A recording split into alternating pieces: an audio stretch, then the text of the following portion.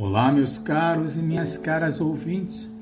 Está no ar o Polocast e o locutor que vos fala é o evangelista Polonini. E a reflexão espiritual vai no livro de Tiago, capítulo 4, verso 13 a 17. E agora vós que dizeis, hoje ou amanhã iremos a tal cidade, lá passaremos um ano, negociaremos e ganharemos. No entanto, não sabeis o que sucederá amanhã. Que é a vossa vida? Sois um vapor que aparece por um pouco e logo se desvanece. Em lugar disso, devieis dizer, se o Senhor quiser, viveremos e faremos isto ou aquilo. Mas agora vos jactais das vossas presunções. Toda jactância, todo orgulho, tal como esta é maligna. Aquele, pois, que sabe fazer o bem e não o faz, comete pecado. Meus caros e minhas caras ouvintes, o maior problema que os cristãos enfrentam na vivência da fé pode ser sintetizado na seguinte pergunta: como posso conhecer a vontade de Deus para a minha vida? Como posso? Como vou saber que é da vontade de Deus certas decisões, certas tomadas de atitudes? Como que eu vou saber? Já que não há um dia em nossas vidas que não tenhamos que enfrentar esse problema, porque isso é o que? Ocorre permanentemente, o que? Em todas as nossas decisões. É possível que diante da nossa vida corrida, dessa loucura que nós vivemos nesse mundo pós-moderno, a expressão vontade de Deus tenha se tornado o quê? Uma frase feita, um dia feito, um senso comum. Estou orando por você, hein? Às vezes você olha assim, irmão, estou orando por você. E às vezes a pessoa nem ora por si mesmo, quanto mais pelos outros, Às vezes é a mesma coisa o nosso dia a dia, amanhã eu passo lá na sua casa, hein? Vamos marcar aquele almoço. E o café? E a gente nunca aparece. Isso é uma coisa cultural que nós falamos, qualquer dia eu vou lá e esse dia nunca chega. Isso também acontece nessas pessoas, estou orando por você. E às vezes me faz lembrar o crente carona. Sabe o que é o crente carona? Ore por mim. Olha, bota meu nome lá no livro de oração. Esse é chamado crente carona. Sempre pegando carona nas orações dos outros. E ele nem ora. Ele só pega carona. Então, às vezes, é possível que ao dissermos que se Deus quiser, e se for a vontade de Deus, sequer estejamos pensando mesmo em nos submeter à sua vontade. Mas nós estamos aqui apenas empregando, que é uma expressão formal do dia a dia. Bom dia, que Deus abençoe, bênção pai, bênção mãe, Vira uma coisa ali tradicional, vira uma coisa natural, sem ter um valor realmente, E até mesmo vira o quê? Um ritual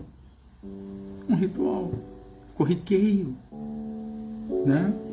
Por isso a relação da vontade de Deus, ela tem vários aspectos. E aqui no versículo 13, interessante, ele fala, e agora vou dizer que hoje, amanhã iremos a tal cidade, lá passaremos um ano e negociaremos e ganharemos. Aqui a pessoa fala como se fosse já determinada a vida dele. Então, o Tiago, ele se refere a essas pessoas como sendo aquelas que planejam as suas vidas como não se existisse o quê? As variáveis humanas e muito menos os atos de Deus, também a natureza. Ele não pensa. Ele se programou, acabou. Então, e às vezes o que ele faz com relação a Deus? O Deus que ele crê é apenas para ser o quê? Louvado durante alguns minutos da semana, nunca para ser consultado. O Deus que ele crê é apenas para ser celebrado, nunca para ser obedecido. Deus, na verdade, não tem nada a ver com as suas vidas, né? Então há um valor decorrente a essa secularização da vida, de que Deus nos fez capazes, inteligentes, independentes, e quando a inteligência e essa independência se tornam soberbas, prepotentes, não precisamos de Deus. Para quê? Se nós podemos fazer tudo que está ao nosso alcance. O homem, quando ele tem a jactância, o orgulho, a presunção, ele coloca ele em primeiro lugar em tudo. Veja o mundo de hoje. Perdão. Veja o mundo de hoje. Hoje vivemos numa sociedade farinha pouca, meu pirão primeiro. Eu primeiro, o segundo primeiro, o terceiro primeiro, e os outros que se danem, que se ferrem. Infelizmente, hoje as pessoas estão assim. Ninguém quer saber do sofrimento alheio, da dificuldade alheia, ninguém quer saber. Entende? E, consequentemente, Deus é colocado de lado. Eu vou precisar de Deus nada. Não preciso de Deus. A mesma coisa que aconteceu lá no passado, que o povo lá construiu a Torre de Babel. Por que eles construíram a Torre de Babel? Para ser maior do que Deus. Para ser maior do que Deus. E olha, se você olhar o Antigo Testamento, quantos propuseram fazer isso, ser maior do que Deus? O orgulho, a prepotência, não precisam de Deus, até na própria igreja mesmo. Entende? E às vezes esquecemos daquilo que nós somos. Somos o quê? Um grãozinho de areia que, se vier o vento, já era. Não somos nada. E às vezes tem cristãos que vivem como se Deus não tivesse vontade. E um Deus que não tem vontade é um Deus. E aí me faz refletir, pensar em Adão e Eva. Adão e Eva, Deus ali formou para adorá-lo, para ser feliz. Criou, para adorá-lo, ser feliz. E Adão e Eva comem o fruto. E ali gera o que é desobediência. E aí eu posso até pensar nessa relação da liberdade. Adão e Eva chegam para Deus, Deus, tchau, eu não preciso mais do Senhor. Eu agora sou independente. Eu agora tenho um conhecimento. Eu agora tenho uma liberdade. Eu agora posso fazer o que bem entender. Eu não preciso de ti mais. Eu vou viver a minha vida. Olha só. E muitos hoje, esqueceram de Deus, tiraram Deus das suas vidas, como falei nos outros polocasts passados. Deus não está mais presente na vida das pessoas. As pessoas não consultam mais a Deus. Não querem mais saber de Deus. Não coloca Deus nas suas vidas. Às vezes você olha assim um atleta, um artista, ele elogia lá, ele fala um montão de agradecimentos pela conquista, pela vitória, mas nunca menciona Deus. Deus está fora de muitas vidas. E o que Deus quer? Deus quer estar presente em tudo, nos momentos difíceis, nos momentos bons, ali participando com você, junto com você, na alegria, na tristeza, e Ele está ali, presente na sua vida. Muitos acreditam muitos acreditam que a vontade de Deus é como pré-existente. Há cristãos que imaginam existir uma vontade pré-determinada de Deus para tudo. Não é? Essa visão é oposta à primeira que eu coloquei aqui, Entendeu? É oposta à que eu coloquei aqui. As pessoas têm uma visão, essa é oposta à anterior, que é igualmente também o quê? Secularizada. Entende? As pessoas querem descobrir essa vontade de Deus pré-estabelecida. Então muitos imaginam que tudo que acontece na vida de uma pessoa foi previamente estabelecido por Deus. Então se está escrito que na tarde de sábado X chuvosa ensolarada, fulano e cicrano, iriam comparecer perante o altar da igreja para receber a bênção do pastor. Então, muitos consideram que a vida já é predeterminada, predestinada, pré-estabelecida. Não, não é. E acha que existe esse determinismo, como existe o determinismo biológico, econômico, e esse determinismo que é divino, né? Que aproxima do determinismo histórico. Entende? Então, não é por aí. Entendeu? Aí você observa bem Moisés com Deus. Olha lá, a dificuldade. Deus teve um plano para aquele povo, libertar aquele povo. Mas olha a dificuldade que Moisés teve em lidar com aquele povo rebelde, povo reclamão. Compreende? Há cristãos que querem fazer coincidir a vontade de Deus com seus próprios desejos. Olha só. Entende? Então a pessoa acha que, né, que tudo que acontece é da vontade de Deus. Não. Não há propriamente a vontade de Deus que se torna um sinônimo para o desejo humano. A pessoa vai tocando a sua vida e tudo que acontecer é por ela tomado como sendo uma expressão da vontade de Deus. Afinal, Ele está no controle de tudo. Não disse Jesus que até mesmo os cabelos da nossa cabeça estão contados? Lá em Mateus 10:30. Então, às vezes a pessoa considera que tudo é da vontade de Deus. Não é.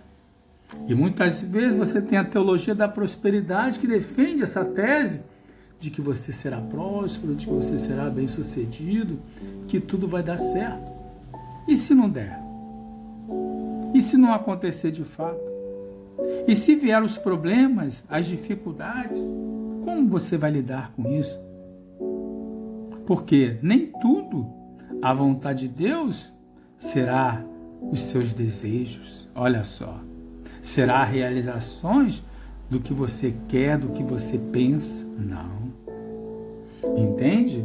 Então isso está fora de questão, porque se vier as dores, as lutas, as atribulações, e aí? Se Deus permitir, como você vai reagir? Então, tudo isso cai por terra. Então, o que seria essa vontade de Deus como um desejo para os homens? Há cristãos que veem a vontade de Deus como algo que Deus deseja fazer com a cooperação deles. Esta é a visão que precisamos ter. A vontade de Deus é algo que Ele deseja fazer com a nossa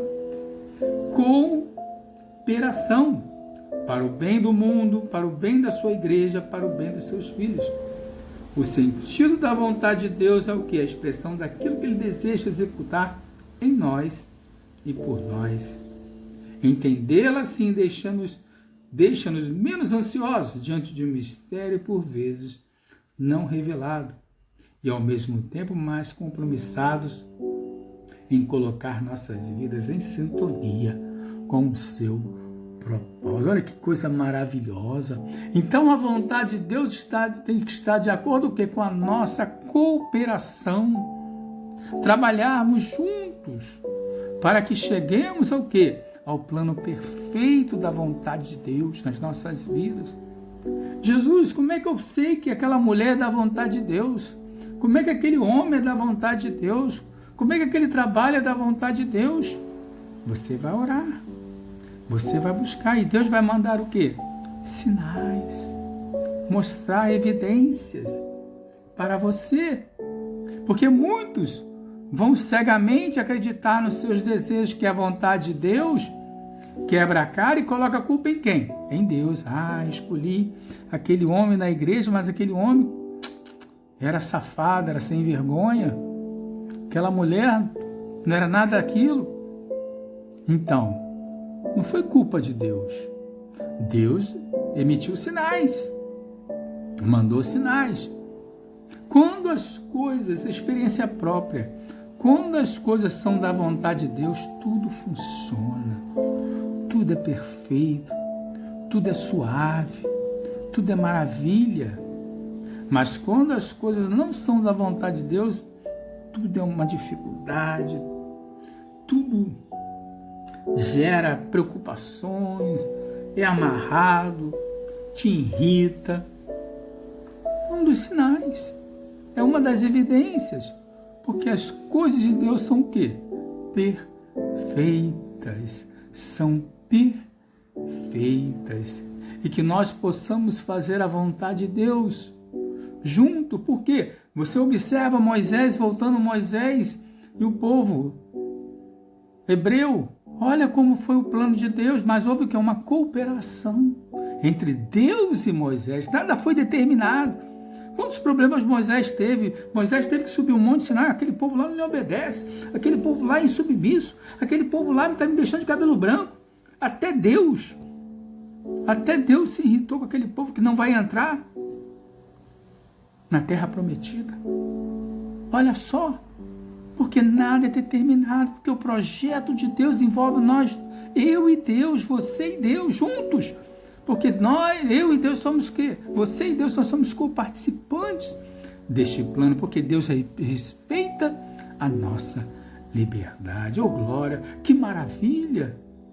Moisés penou, porque foi junto com Deus todo aquele plano de salvar aquele povo. E a mesma coisa, você quer fazer a vontade de Deus? Chame Ele para você. Chame Ele para você. Compartilhe junto. Você faça a sua parte. Deus fará parte dele. Tudo o quê? Compartilhado. Para chegar ao quê? A um plano perfeito de Deus em nossas vidas. Que Deus abençoe a todos.